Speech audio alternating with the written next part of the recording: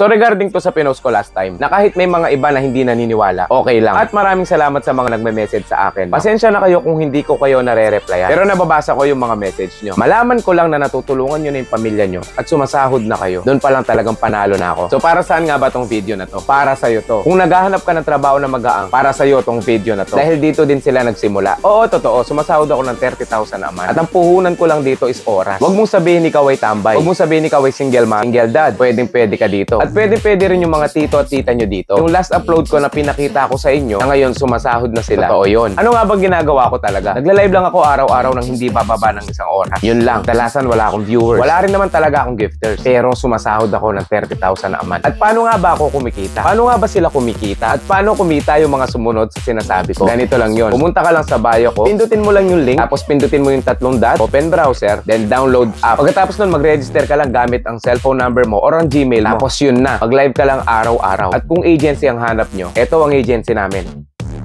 Pumunta lang kayo sa page ng Phoenix Agency at doon maa-assist kayo. At bago kayo pumunta doon, sundin nyo muna yung 3 steps ko. At kung hanggang ngayon nalilito ka pa rin, panoorin mo lang talaga to.